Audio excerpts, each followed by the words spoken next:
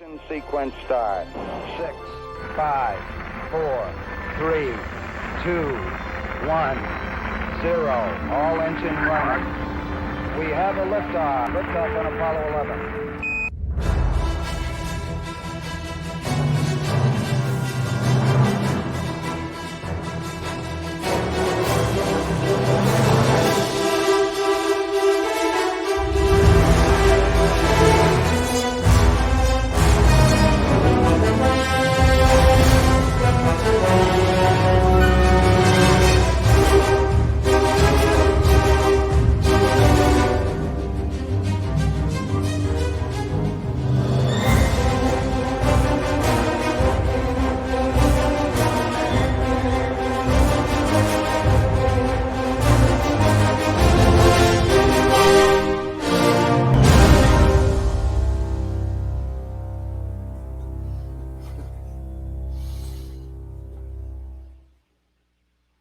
Hey, everybody. Welcome to PCKC TV. My name is John Kreicbergs, your host, and also just a big fan. And, as a fan, it's really awesome to have guests that we get a chance to talk to every week and to talk comics. And I couldn't think of two better people to kind of guide me as a fan into this realm.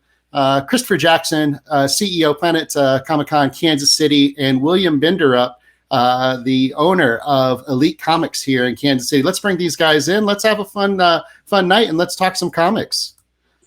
William, Greetings. Chris. How's it going? Hello, William. Hello, John. Good to see you. Everyone's got haircuts since we last did this. We did. Yes. I shaved. Excellent. Had to be done. Chris, you're looking good. Looking very, very trim, very Yes. svelte. You might look at into adding some face hair just to blend in. I don't fit with the crew here. That's true. So guys, we got a full house tonight. I mean, literally, there are people in the green room. I don't even know what they're doing right now, but I'm sure it's getting crazy in there. But not only do we have some awesome comic creators, but we also have some other folks from Planet Comicon joining us tonight. Yes, we're bringing in another gentleman to chat with us today. The assistant director of Planet Comicon Kansas City, Phil Lawrence, is going to join us. Hey, everybody. Oh, there he is. Phil. See, Phil's joining us from Los Angeles. We put I Am William 2.0. There you go. So, sort of. And we are very excited this week to have two of the top creators in the comic book business join us tonight, Amanda Connor and Jimmy Palmiotti. So, yes. Oh my gosh. Hey guys. Hi. Yes. Hi, Jimmy and Amanda. Thank you so much for taking the time to join us this evening. Oh, it's our pleasure. If we can't be at the con, we like to be here. Yes. That's all there is to it. Excellent. Yeah. By the way, we love your convention. It's such an awesome con. Thank you, Amanda. Very much appreciated. Yeah. And hopefully we'll have you back soon. Yes. Someday we'll have it again. So. Yes. Absolutely. I know we watch that video every week. We do that for the introduction, and it just reminds us all of we're missing it. We're definitely missing it. Yeah. It's funny because we had a couple of people like, so you guys coming back to Planet Comicon? I said, not this year. This is before the COVID stuff happened. And they said, why? And I'm just like, because other guests need to go once in a while. I said, they have to rotate people. And they're like, oh, really? And I'm like, yeah, but don't worry. Give it a little time. I said, so maybe because we weren't supposed to go this year, maybe the COVID decided to come out. And the COVID knew. The COVID knew. Maybe oh my gosh. Well, now we know who to blame. Slowed it down. You can't blame us. So you guys you get invited to so many conventions though. So this has been this year. I'm sure you had to kind of cancel out a lot of them. Different this year, that's for sure. Yeah, that we're definitely missing like the couple we had overseas, like Brussels and Barcelona. Yeah. And then San Diego is like a staple, like that's where we get to see everybody and hang out. But at the same time, what can you do, right? We gotta hang tough and be safe and make sure everybody gets through this. So that's why we're here. That's exactly it. Amanda, Jimmy, you guys do a lot of stuff. I don't even know where to begin with your resumes. It's crazy. Like it's a laundry list of just so much stuff that is very cool, very top of mind, very, very, upfront in terms of what's happening in comics these days. It's probably crazy to think, but there might be people watching who don't know a thing about you all. So maybe give a quick rundown, just a little bit about you guys, your partnership, and some of the titles that you guys have worked on. Okay, well, You you want me to go first? This is like a little history lesson. I started in the late 80s doing some black and white comics for Eternity Comics way back when. And then it wasn't until like 91 I got my first Marvel work. I started as an inker in the business. So I started inking with Mark Texera. We were doing Ghost Rider and Punisher 2 books a month together. And then I started getting my own work. And then in the mid-90s, I met Joe Quesada, and we started self-publishing with Event Comics. So we did stuff like Ash and Painkiller Jane. And then if that wasn't enough headaches, Marvel Night, we created Marvel Nights for Marvel when they were in Chapter 11. And we worked with Kevin Smith and a whole bunch of Garth Ennis, a whole bunch of guys, and we did some titles for Marvel Nights.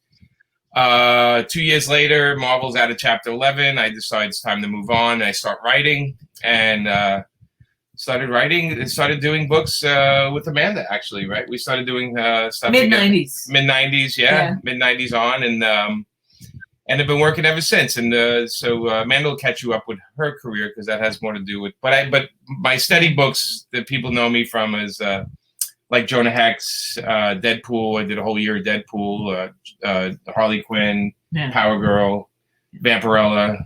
I don't know. I have to look at the wall over there. There's a lot of stuff. I have a bookcase of things I've worked on. It's probably way too many books, but yeah. And I started my first comic work, like professional comic work, was in 1988 for Marvel, and then I wasn't getting a steady stream of comic work, so I went into advertising and did storyboards for a little bit, and then I started getting more comic work, and I did, oh my God, I did a lot of Marvel stuff. I did Barbie for Marvel. But I also did Gargoyles, which was awesome. For Claypool Comics, which is a small comic company out of New Jersey. Archie, I did work for Archie. I did work for Harris. That's, when I first started working. Actually, no, I first started working with you on Gargoyles. Gargoyles, and then Vampirella. Yeah, and then Vampirella and Tomo for Crusade Comics. And then we started doing a lot of work for DC. We started doing, Power Girl and... We did stuff for Vertigo and... Terra. Yep. Yeah. Supergirl. Wednesday Comics. Yeah. Then Power Girl. Yeah. Then actually, Power Girl and Wednesday Comics were at the same time. It was a lot of work that year. And then they gave us Harley Quinn for some reason. Yeah. And that kind of worked out. Yeah, it worked out. Wait, whoa. Kind of worked out? Kind of worked out? Well, it definitely worked out more for them. That's for sure.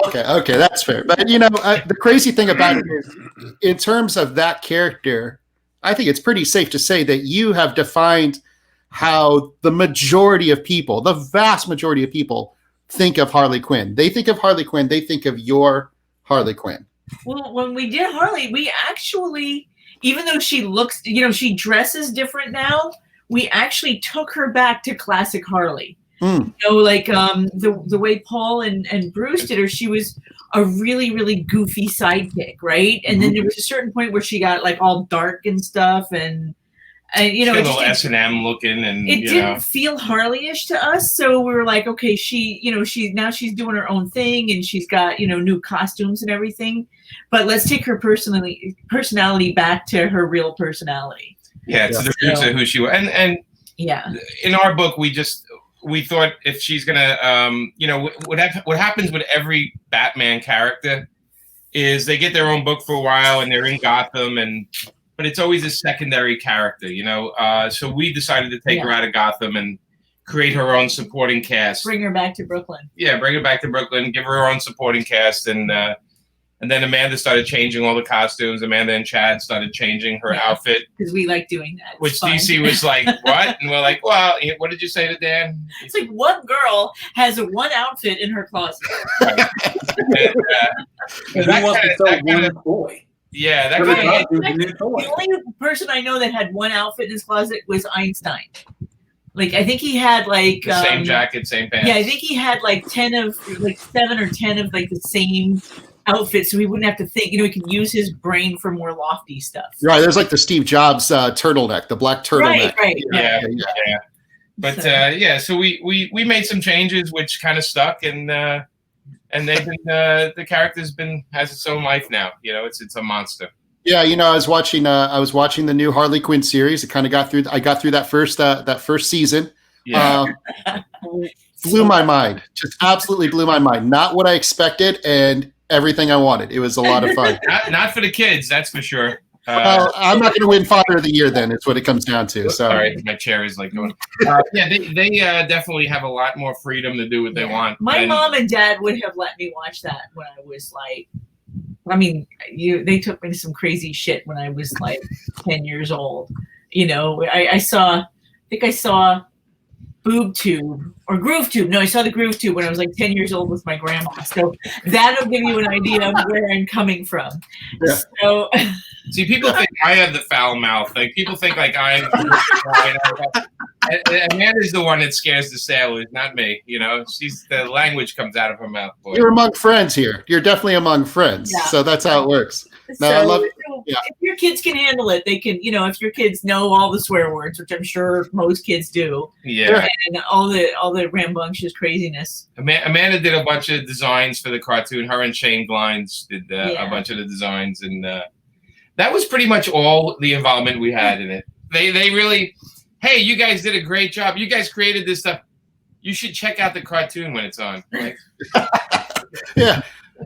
Well, I mean, there's people who are obviously watching. Leighton Wagner, love the HQ series. Yeah, it's a lot of fun. It's been a lot of fun for sure. Phil, Chris, you guys have known these folks for a minute or two, right? We have. Phil's known Jimmy and Amanda for a long time. I'll let Phil jump in there. Yeah. Probably a couple decades at least. Fortunately or unfortunately, I don't know if that's good for me or good for you. Wizard magazine. That's all I got to say, right? Yeah. Since Wizard magazine. I remember Wizard magazine. Yay. Way back when, probably in Chicago, I think, or something like that. One of the Chicago shows. Is that when Phil was responsible for setting up Chicago Comic-Con there? Helping, yeah. Yeah, helping. Yeah, he's helping. I think Phil was single back then too, right? Yes, I was. I don't know if I've known you. Did I know you before Kim? Yes. Yeah. It's a small world. Small world. Do you remember that time Phil bought you a drink at the bar? You don't remember? I was out of town at the time. Phil bought you a drink. Jimmy, for her, in her defense, it was roofied. So, Yeah. That was getting in so much trouble. Phil Roofy Lawrence. Yeah. Once I got married, I stopped doing that, right?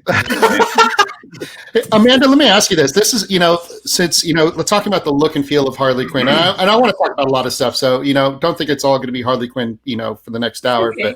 But you've seen a lot of different sort of interpretations of that character at some of the conventions you've been at and stuff. Yes. What's that like to see that kind of played back to you, as an artist? It's incredibly heartwarming and inspiring.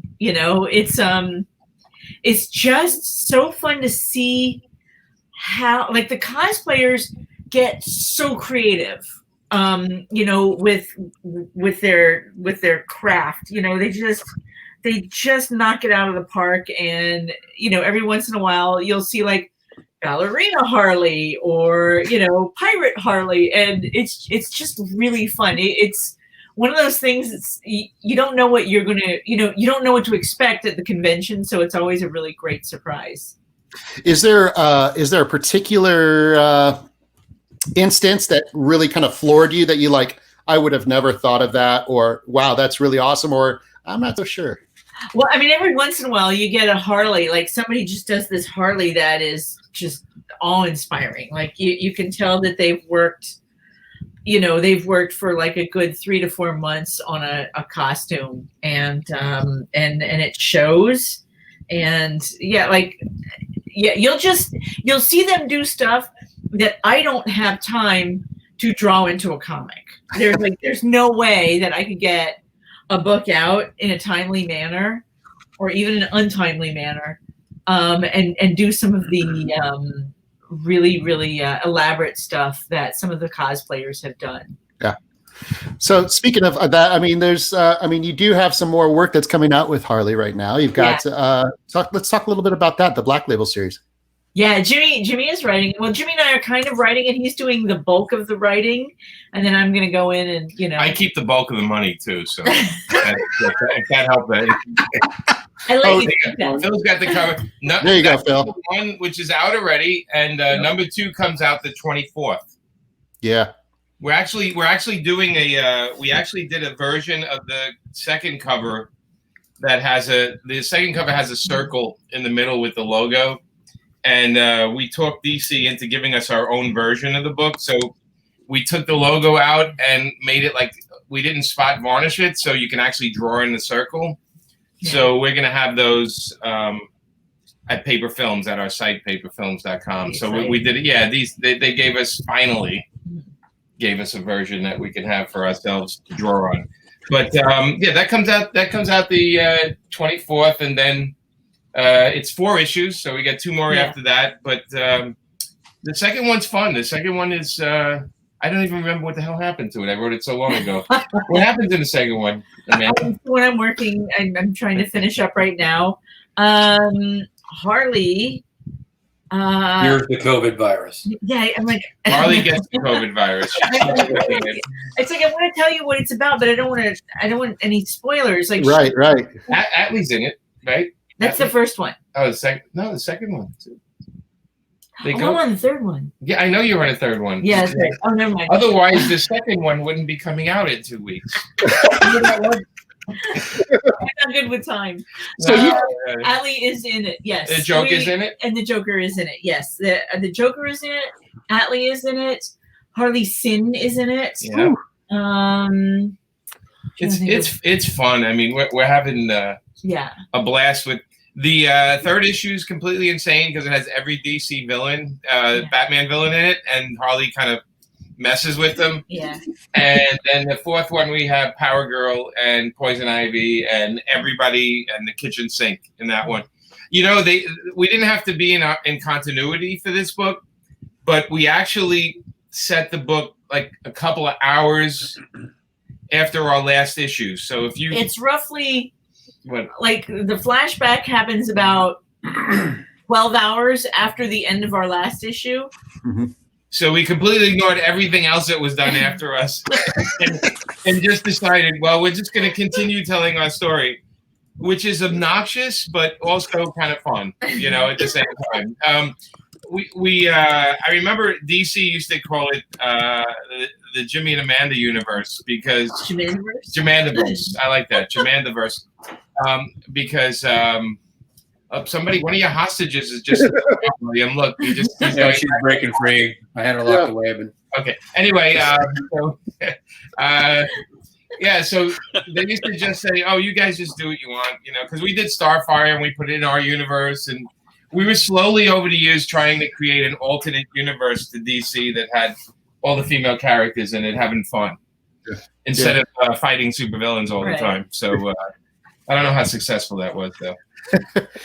Well, I have kind of a question within that whole explanation where you said you guys have an exclusive cover with PaperFilms, but my question will lead into you guys try and stay as busy as possible. What makes you guys decide, besides probably money issue, of whether you guys are doing a comic for like a DC or you're doing it for PaperFilms or you guys are doing something on Kickstarter? Oh, okay. That's an easy one because a lot of people do really dark comics and we don't really touch it unless we can have fun with it. We want to celebrate. The books we do kind of celebrate comics. They're kind of fun. They're kind of light. They're a little naughty.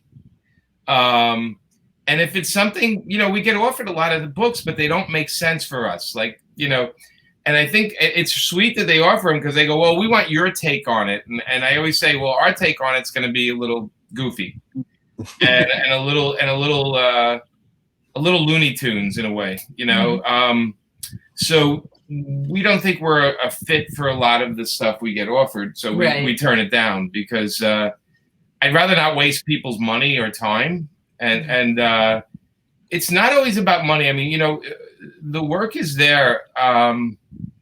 You know, money's like the secondary thing. I think it's, you know, Amanda and I work at home together, so if it's not going to be fun, our lives are going to be miserable. And I don't want that. Yeah. You know, miserable stuff. I also think that comedy and fun is kind of a thing that we've gotten away from in comics. Like some of the stuff is so serious and so heavy and dark, and we just like to. We want to do the comics that we like to read, and again, we grew up on a steady diet of Looney Tunes and Monty Python and, you know, humor, and so that's one of our main things. There has to be some kind of joy in the book or with the characters. Darwyn Cooke had the same thinking. Like Darwyn, we got along great because we all saw like what's the core reason we like this character, and it was the joy that the person had with their powers. It wasn't that I'm stuck with these powers. It's more like here's the joy. Boy. Yeah, look, I have these powers. The sort of the fun Spider-Man stuff and the fun Stan Lee stuff where it was a celebration and less of a weight they were stuck with. So that's the kind of material we kind of are drawn to. Yeah. So how, you know, you mentioned a whole bunch of stuff in there, but Kickstarter, you guys are doing your own work and trying to bring it to life through Kickstarter. Yeah. You guys need to be a little bit more overt in your self-promotion here. So tell us a little bit more about that Kickstarter. I'm going to bring it up on the screen while you're talking. Okay. Yeah. So this is the last one I did was Pop Kill with Dave Johnson. Right. And Amanda and Juan Santa Cruz. That was our 13th Kickstarter. It started because when I first read about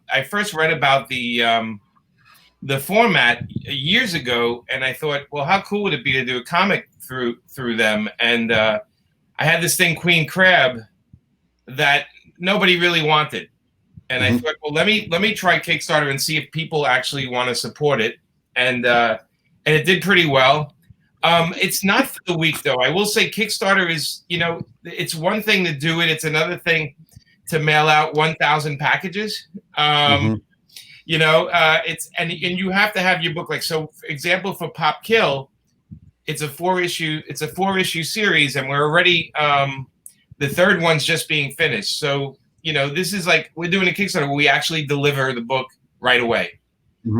People already have the first issue in their digital, and then the actual copy we're getting from the printer in 2 weeks, and that goes out. But you have to have it really together to do it. I unfortunately, a lot of people that do Kickstarter think, well, hey, look, I have $50,000, I can go crazy. And then they forget, oh, wait a minute, my shipping.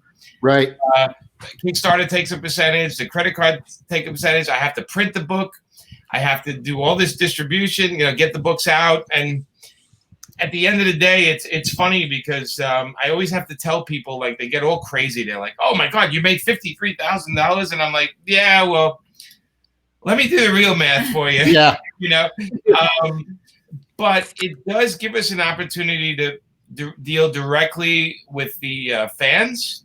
And, you know, honestly, with the Kickstarters, we only get back, they get back average like 1,000 or to 1,500 people. You know, it's a small audience that are willing to pay a little more for a product that's unique. And we give them things like exclusive covers. Like, there's only 200 of a certain Amanda cover, and that's it. That's all we have. That's the end of it. You know, so we kind of treat it like a real grassroots boutique type of publishing. You know, with the ideas I've been doing at the Kickstarter, I don't think they would have sold really well for retailers. I think they would have they would order 3 or 4 copies and probably, you know, maybe not have an audience. But with Kickstarter, we're selling directly to the audience. Thank you, Douglas. Good to see you, buddy. But so certain things fit in that format, certain things don't. If we're doing something that we think has a wide audience, then we go with a publisher because we want the stores to get it. But you know, with the Kickstarter, it's just another way to get our work out there. But it's a lot of work. It's a ton of work. I mean, you could be a victim of your own success with a successful Kickstarter. Yeah, the Pop Kill, I have over 1,000 packages I got to get out, ship. So what we've been doing while it's at the printer is packing up all the backing boards and the bags and the shipping materials and then putting them in boxes. So we're waiting to get the books in to shove them in. And my buddy Patrick and I do it. Sometimes Amanda helps. It takes us around 2 weeks to ship everything. Yeah. So, and it's a lot of work, but I love it. I love making the books. I love doing the stuff that's a little more adult. Mm-hmm. In these books, and I just like it. It's just another way of getting the books out there. Look, personally, I'd rather get everything to the retailers and have it sold in stores, but not everything is made for that. And the stores are bombarded right now. They're bombarded with. There's a lot of I call it fake comic companies out there that are just backed by people that have money and hoping to make movie deals. Mm-hmm. And I feel bad for retailers because they got to navigate this stuff all the time. Forget Marvel, DC, and Image. You got these other companies that are dumping title after title. And so it's hard for somebody like me to come out with a book among all that and try to get noticed. And, if I only sell 1,000 books at $3 each, it doesn't even pay for the art, some of the art. And William, you see the other side of that stuff, man. I mean, you see it as a retailer, what it's like, what you're bombarded with on a regular basis. Oh, people say like, "Oh, is there like 100 titles?" And I'm like, "There's more than 100 publishers." Yeah, it's crazy town. And they have all these little publishers. They'll do a first issue, and then if they don't get movie interest or doesn't catch fire, they just move on to the next thing. It's all just about pitching a book out there and seeing if they can get a movie deal, see if they can get a TV. Fortunately for them, there's so many streaming services and ways to sell a property to other media. A lot of that stuff does get picked up, but a lot of them I think are in the comic business because if they can just break even, then they can go into a movie studio and hand them this thing that's like an illustrated script and go, "Hey, make a movie of this thing. We already have a following." It's already storyboarded.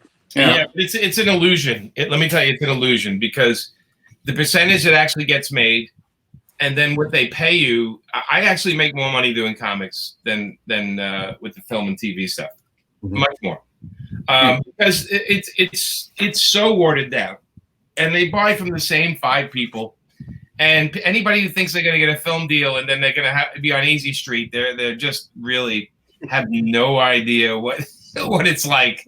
Like we had Andy Parks on last week, and he was telling us from when he wrote the book till the movie came out was 12 years.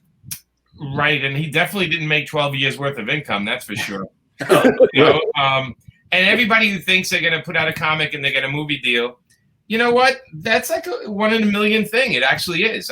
I think I'm watching companies, I don't want to mention them, but they're putting out 30, 40, 50 titles. They haven't sold one. Mm-hmm. And guess what? When they do it, a development deal is 50, 60 grand. Maybe they get a producer credit. Maybe they own part of it, but they're going to walk away with a couple of $100 grand. You think, well, that's amazing. And I'm like, no, because they had to raise $3 million every 4 years to keep publishing. Yeah. So at the end of the day, it's not everything is Walking Dead and not everything is Mark Millar. These are the standouts. Okay. But the reality is, I had a TV show with Painkiller Jane, 22 one-hour episodes. It paid a couple of bills and then it was gone. Mm-hmm. Comics I can depend on, and I love comic shops. Amanda and I love comic shops, and we love when we have a hit like Harley because we know a lot of comic stores are making money, mm-hmm. and we're happy about that, and it keeps our names out there.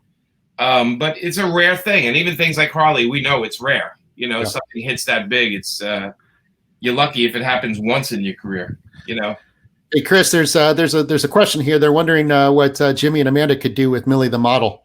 To bring you up to speed, Jimmy and Amanda, I collect Millie the Model comics. Okay, so I get teased about it every week. So. I was actually thinking about that story, but I didn't want to bring it up. I think a Harley comic that's like Millie the Model, where the fans can send in outfit ideas, and you can work them into the comic. Each should be wearing another we actually pitched a Harley Fun book, and it was, you guys will understand this. We wanted it to be treasury size. Awesome. And we were gonna do things. It was called Harley Fun book. Had some comics in it. Had some model sheets and stuff like that. People would design the Harley costumes and send them in, and we would illustrate them. And it was gonna be like photos from cons and everything. And William, there it is, buddy. That's it. That's it right there, man. That's the Millie. They have a hairdo page, and they have an evening gown pages, and fans send them in. Yeah. I mean, how great would that be? Yeah, I think that sounds great. Make it off with Millie the model cover. We pitched it, and they didn't go for it. Amanda, you were talking about how much Planet Comic-Con exclusive version of it. Dude, we pitched so many things you wouldn't believe the stuff we pitched, and they go no, and you'd be in shock that they even said no to some of the stuff we pitched, and it's like, and we get the feedback is like, well, we don't think it'll sell, and I'm like, well, maybe if you had your office like me in a comic shop, you actually look and see what would sell. All right. So what's the craziest thing you've ever pitched that they said yes to, that you thought at the time, like, there's no way they're going to go for this at all? I know what mine is. Harley goes to the San Diego Comic-Con because they said there's no way you're going to get the Comic-Con people to okay this, because we couldn't do it unless they okayed it. And I just said, why wouldn't they want to do it? It's like a free ad for the con. And they did. They were like, yeah, absolutely do it. And that sold really well for DC. It was a monster for them. I have one that was crazier. What? Harley Scratch and Sniff. Yeah. That's yeah. Oh, that was the single hardest book that we ever did. But we didn't come up with that. We didn't? I thought Dan DiDio did. You should pretend you did. And we were shocked that he said yes. Oh, okay. Well, I think with Dan came up. Dan with we were just kidding around, and the conversation went is like, oh, what do you want to do? A Scratch and Sniff book? And I said, can we? And he's like, let me find out.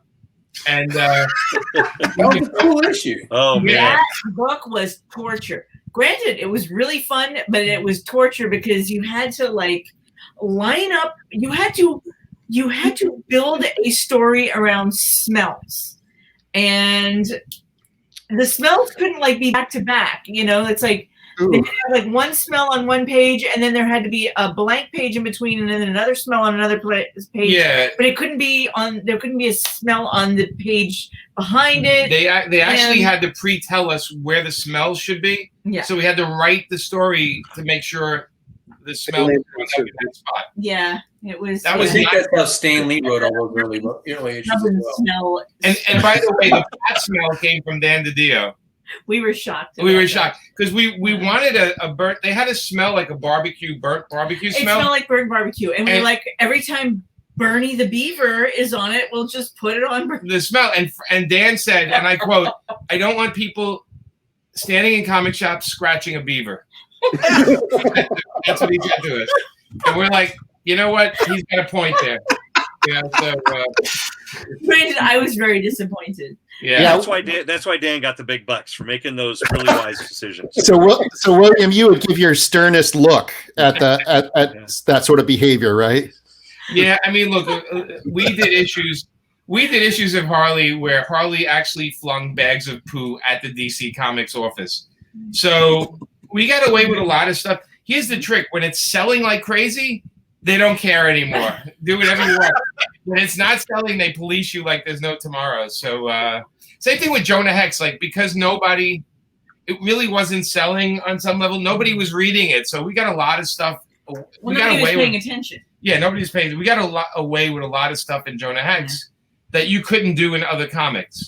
Yeah. And, I agree with Douglas. Yeah, we got some Jonah Hex fans here for sure. Yeah. All right, it was always on time too. If you guys always turned in the script and the art on time and no one had to bug you, they're like, just it's funny because with Jonah Hex, it came out the first week of every month for 70 months in a row. Wow. And somebody at DC pointed out, said, by the way, you've never had a late book. And I'm like, yeah, because I'm a professional. I think I'm sussing out why you get so many offers. Yeah. Does that record still hold? But with Harley, we were bi-weekly. for 2 years. Wow. And I can slow that down with a recommendation by Tyler Freiberg here. Yeah. He's suggesting you draw a steampunk Harley Quinn. Ooh. Now, that shouldn't be a problem on a monthly book, right? Yeah. We have seen that in like a cosplay version of that at the conventions, and that would be tough to put out a monthly book with steampunk Harley. Yeah, I thought about that. I want to see it. I just don't want to draw it. I think we're gonna let the new. I think we'll let the new team take Harley and have some fun with her for a while. Yeah. So. Hey, Tim Comer has a great question here. Is there a character you've never done that interests you that you're just dying to go after now? I've worked on almost every character. Really it's like question. Crazy. Like I honestly, the other day I was like, who haven't I written? Yeah. You know? It's gonna be one of those things that like 10 minutes after this show is over, I'm gonna be like, oh, you did that character. Yeah. I like to mess with certain characters. Like I like to mess up certain characters. You know, because I'm not crazy. I'm not a big Green Lantern fan because it's a guy with a ring. You know, but anyway, I'd like to mess with Green Lantern a little bit. We did in the Pro, which was in the Pro comic. We had fun with him. We had somebody blow his finger off while he was flying, and he fell to his death because the ring, you know, separated. I'm one of those lucky people that I've got to work on most of the characters. Big Barda is a character that I would like to work on. I mean, I've drawn her in the background in comics, but I've never actually done like a storyline with her. I'd like to write a Deadpool Harley book. Ooh, yeah. Like, it's just like a 4-issue thing where they meet. I'd like you to make that happen. Yeah, well, Deadpool competes with Red Tool. Yeah, Deadpool and Red Tool. Deadpool and Red Tool. Yeah. Versus Red Well, you know, so when we created Red Tool in the Harley comic, it was our nod to the Deadpool. But at the time, the Deadpool guys were supposed to create a Harley character type character, and they didn't. So we did our end. The greatest thing that almost happened. Should I tell them that story with the cover? Are we gonna get in trouble? I don't care. We want this story. So, Yeah. So at this time, I'm not going to out the team because there's a lot of teams on Deadpool. We were going to do the issue with Red Tool, and they were going to do a Harley-like character at Marvel. And without telling them, we were going to line up the covers. Yeah, we were going to draw covers that actually, if you put them together, they would be a giant illustration, but not tell anybody. So one at Marvel, one at DC, and not tell anybody, and then have the internet figure out that, wait a minute, these covers fit together. It would have been so fun. It would have been so fun, but they were afraid they were going to get fired, which they might have. And we didn't care if they fired us. So we were like, go ahead, you know. So we never did it, you know. It would have been something, right? For the stores would have been like, oh my God, like, what is this? This, you know, how did they get away? We would have gotten in trouble for it, but we figured it would have made enough positive noise that they would be like, okay, just don't do that again. You know, finger wagging is okay. We don't mind. We don't mind getting put in the doghouse for a while. You know, my secret weapon is Amanda. They'll fire me in a heartbeat. They will not fire her.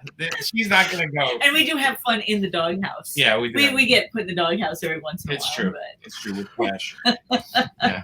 Hey guys, we here's the thing about this: an hour is not a long enough time to talk to y'all. So, but we do have a couple more questions, and we definitely want you to hang out with us because we are going to talk a little bit here in a few minutes about what's coming out tomorrow. William's going to give us the rundown, but I thought this was a kind of a cool question to maybe wrap things up a little bit today. You've got your hands in so many different things right now. You've had the fortune of working on some things that have blown up. And then you still dive down and work on your own work, and you self-publish your own stuff. This is a great question. Where do you guys see yourself in 10 years? What's the vision? My vision is to win the lottery and make enough money so that I can buy Power Girl from DC.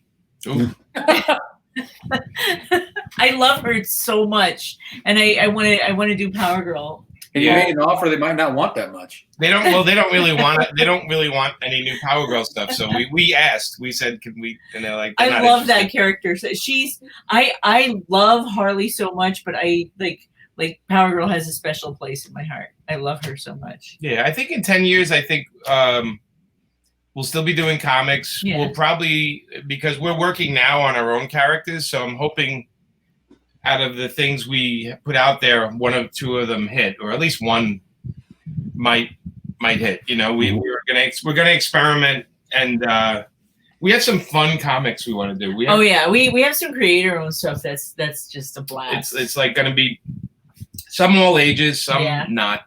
I want to experiment, and I was doing a podcast not too long ago where I'm afraid to do this, but I really want to do this. I want to start drawing in my more Chuck Jones animated kind of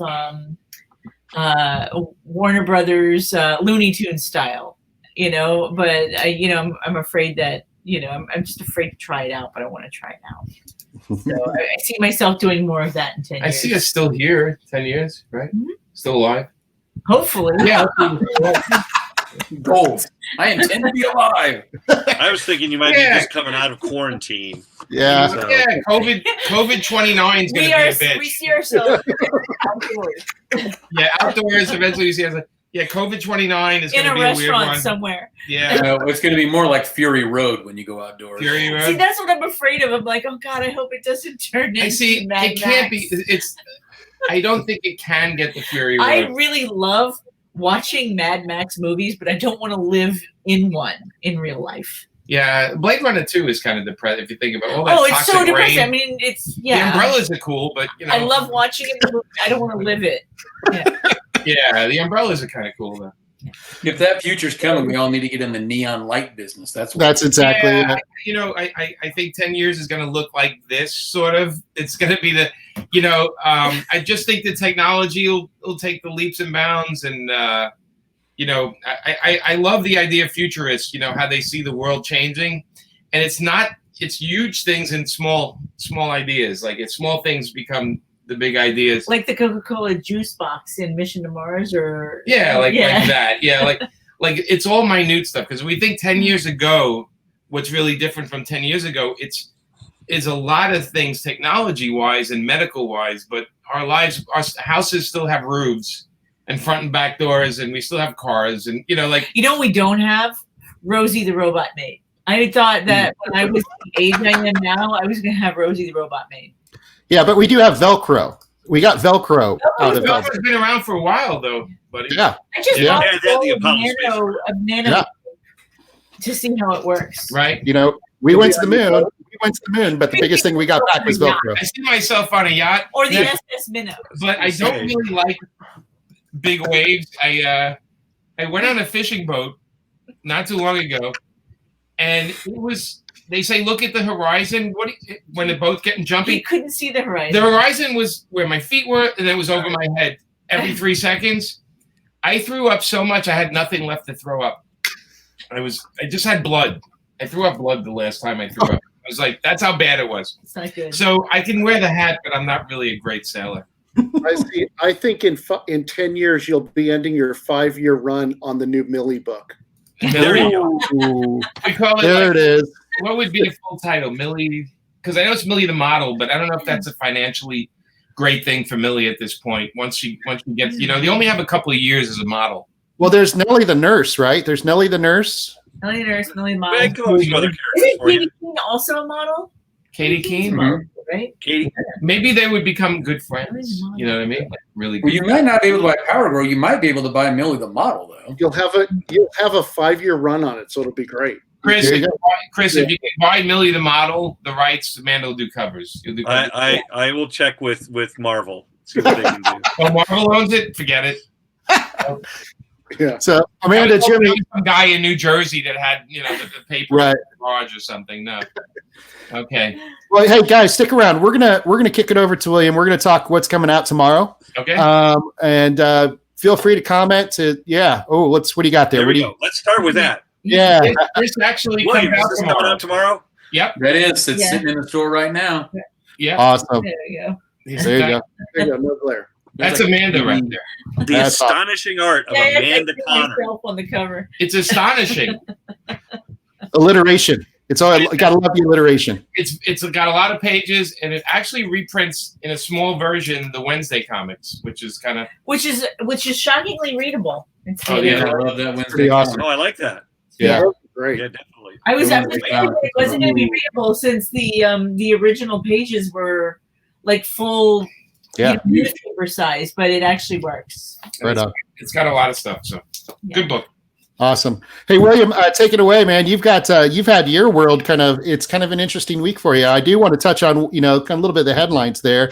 A lot of speculation swirling around that recent announcement of DC cutting their ties with Diamond Distributors, like 25 years for the history there. And I know there's a lot of rumors and all this other stuff, but I'm kind of curious, what's going to be the impact on you as an independent comic retailer? So for me, it'll be different. For the customers, it will be the same. I'll be getting the books from somebody else, and it'll be a whole bunch more work for me. But I see all these people saying, like, that's it, I'm never going to buy a DC. I'm like, so you're going to have a comic book store without Batman? Yeah, no. Like, sure you are. No. So we're still we'll work with these other people and get Batman and get everything else. We'll get whatever Jimmy and Amanda work on for DC. We'll be getting it all in, and it'll be a bunch of work, but rock and roll. Well, hey, running your own thing has never been like, just start the engine and let it run and count the money. It's very easy, William. Very easy. Yeah, it's like the captain of your own ship. They always say that you own your own business. You're the captain of your own ship. They forget to tell you it's a rowboat. You're the captain. You just have to get in every day, all day, and row it by yourself. There you go, man. So, well, hopefully you got some cool things in that boat with you this week. What do you got? I do. So we got a lot of good stuff. The 80th anniversary of Joker. Ooh. That's the Jock cover. There's 10 covers to this book. Woo. So everyone bring $100 with you so you can get all 10 covers. This is the one I think I'm most interested in about because it's the new Return of the Batman animated. With the old animated style from the Paul Dini. Doing the art on that, William, if I can ask. Cool. So, and of course, multiple covers on that, so you can Who's speculate on which cover is going to be worth the most. That's right. Who's doing the art on that one, William? Templeton. Oh, Ty. All right. Ty Templeton. That's a Dave Johnson cover, I believe, right? Is that a Dave Johnson cover? Dave Johnson cover, yeah. There you go. But I mean, man, I love that old animated art style. Yeah. This is the art style where we got Harley Quinn. Yes. Mm-hmm. Well, I'm a very big fan of Bruce Timm's art style Tim's when he first created Bruce Timm's style when he created Harley Quinn back in the 90s. Yes. Ryan, And we Ryan, got Marvel this agree. week, This unlike nice. last week, we get new Miles Morales. Woohoo. So this book is there's a lot of rumors about TV and movies. So Miles is super hot commodity with all the flippers. Yeah, especially after the And last. New Mutants Ooh, with a really crazy cover that's awesome. with the mutant Kind of team enjoying the art. races. Yeah. This is a cool looking too. Another guy, Matt Fraction, who used to be a Kansas City guy, now a Portland guy, and the Dodsons doing this Adventure Man. Fun. And this is a $3.99 comic, but this is like a 64-page Dodson art book. Wow. What a steal. 64 pages for $3.99. It's really cool, like high adventure James Bond kind of stuff. So that's a lot of bang for your buck. Yeah. Yes. A lot of story. That's what she said. Deadpool. Everybody loves Deadpool. Yes. I thought that said Red Tool. I'm sorry. There's the red tools on the back. That's what she said. And this is a book I love, this Undiscovered Country, the Snyder and Charles Soule book. This is a really good book. Ooh, yeah. Yeah. And this is got the great interior art as well. Mm. And then the big hit everyone's been waiting for, the first full appearance of Punchline. Ooh. And I know you guys don't want to hear this, but this is the rumor. This is DC's new Harley, and here they are facing off. Yeah, too soon. Too soon. I would have dragged that out, boy. I really hope Harley just as much, and I feel bad for talking bad on the speculators, but I hope they all have gone crazy buying all these punchlines, and at the end of this issue, Harley kills her. that is the punchline, isn't it? That's the punchline. Is that she's that's the punchline. You're like, mallet. oh, you're $4,000 into your punchline investment. Oh, she's dead. But it's actually the first, like, it's not a regular week like we were getting before the COVID. It's the first week where there's like an actual. I got 10 boxes this week. I mean, last week I got 5, which is like insane. Wow. Usually it's more like 20 or 25, but 10 boxes. I was like, oh man, 10 boxes. This is awesome. Well, it's awesome to see things and people coming back into the store, people buying comics and everybody. I mean, we did a lot of mail order, which I despise. I feel bad. I feel for you on the mailing out your Kickstarter because I mailed 20% of that many boxes, and I hated every living second. Do you get the post office come to your store and pick it up at least? Yeah. Okay, and little shippers and all that, but label makers for the stamps and for the labels. Yeah, I just print off from stamps.com, and okay. I still hate it. Elite Comics is more like the Grateful Dead. I mean, you can buy the record, but it's all about the live show. Right. You're getting comics mailed to you from William. You're not getting the real deal. No. There is something really, really wonderful, and it has just like going into the store and perusing all the comics all over the walls and just, going, oh, let me try this. But getting it in the mail is like Christmas every day. Like it's a package. Well, it used to be before the COVID. Now it's like, goddamn, 9 more packages on the floor. Right, and it's like it's a box of Life cereal. It's not anything I really wanted. I want a box of Life cereal. All right. I can tell we haven't. I'm buying a lot of comics on eBay during this time because I'm like a home shopping network wife, but during COVID. But I get these packages and it's so frustrating because I let them sit for 3 days before I open them because COVID. Right. It's smart. Yeah. Good idea.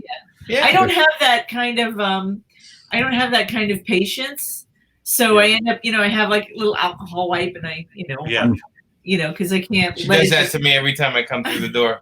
She alcohol wipes me. I do. But yeah, it's good to have that kind of patience. Just let it sit there for 3 days. You're all right, but I'm like Chris. I go on eBay and I put in like Silver Age lots. Yes, love those. People have like 10 copies of Challenges of the Unknown from the 60s. I'm like, ooh.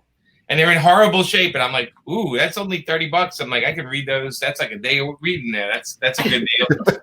That's the sort of thing I'm buying. I think the lots do really well. Like when people post lots of comics, Mm-hmm.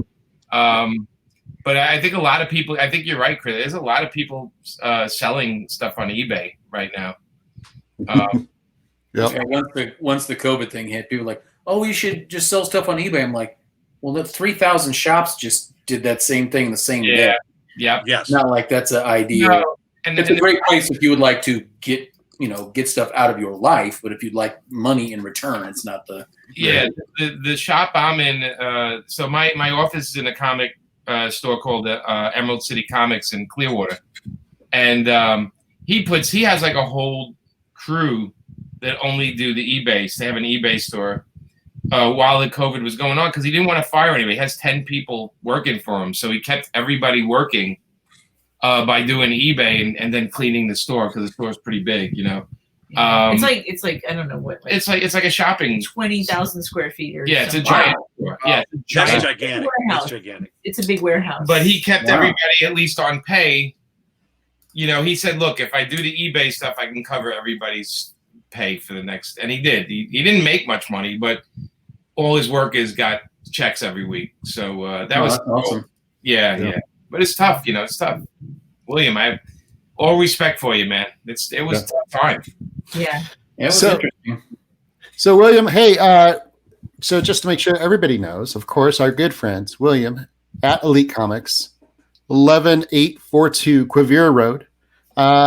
Be sure to stop by, wear your mask, William will give you the grand tour, which I believe is basically just gesturing around, right?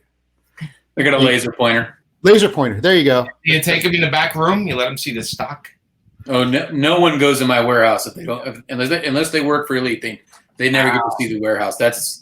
They might find the Holy Grail back there. That's true. That's true. Yeah, that's right. That's where the Ark of the Covenant is in the back right corner. Somewhere. I saw it when we put it in there, but it's gone now. Yeah, you pointed in a general direction, I think so. I think there's about 100,000 Archie digests on top of it right now. There you go. There you go. Hey, Chris, let's talk a little bit. I mean, we're going to wrap some things up here, but let's talk a little bit about some of these upcoming streams that we've got this Sunday, and then, of course, our regular time Talking Comics next Tuesday. But let's start a little bit with this with our cosplay crafter live stream on Sunday. Sunday, June 14th. 14th. We have a crafter live stream at 2 p.m. Central Time with Prop Customs, which is Kalen Hoffman, one of the incredibly talented makers in this area. Yeah. So awesome. if you take a look at his Groot here off to the right, that is an amazing costume. That thing is huge, by the way. Yes, it's like 8-9 feet tall, something like that. Yeah. So, and Kalen will be giving some demonstrations and discussion on makers matters. And people don't know it. That's actually him in dressed as the child from The Mandalorian. So What? no, I'm doubting that. no, I'm no. doubting you on that one. Why are you so sad? It's just no chicken nuggies, no chalky milk. I mean, come on, guys. That's how it works. That's how the child Sure. works. Give Baby Yoda a beer. Okay, who's the? I don't know who the other character was, but that's all. So then on next Tuesday evening at 7 p.m., we are having Freddie Williams join William and I to talk comics. Very excited about that. He's got some amazing work. He's known for his crossovers, Batman, Teenage Mutant Ninja Turtles, He-Man, and Thundercats. It's going to be a lot of fun to catch up with him for sure. So this is the time we have to say goodbye, which is always kind of sad. Again, thank you for coming on, Jimmy and Amanda. We truly appreciate your time. Great time. Thank you for having having guys. us. Yeah, thanks for hosting us. We appreciate it. I hope we all learned something today. We had fun. And now we can pick up the astonishing art of Amanda Connor. And if X-Men is any clue, then you should come out with the uncanny art of Amanda Connor. The appalling art of Amanda. Take every X-Men title and stick Amanda Connor in there, and you can have a whole series of books. The best bet, folks, is to go to William's store and pick it up. There you go. There you go. That's a good idea. He'll order it for you if he doesn't have it. Remember, your retailer can order things for you. They have magic hands. So make sure you go in there, see William, let him give the tour, and say, William, I don't see this book here. May you order one for me, please? That does work. It does.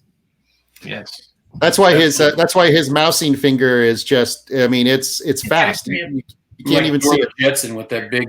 Oh man, I must have pushed that button 10 times today.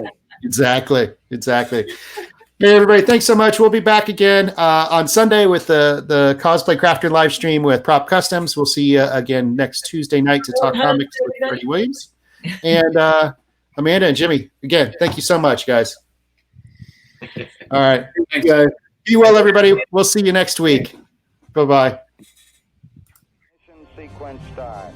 6, 5, 4, 3, 2, 1, 0. All engine running. We have a liftoff. Liftoff on Apollo 11.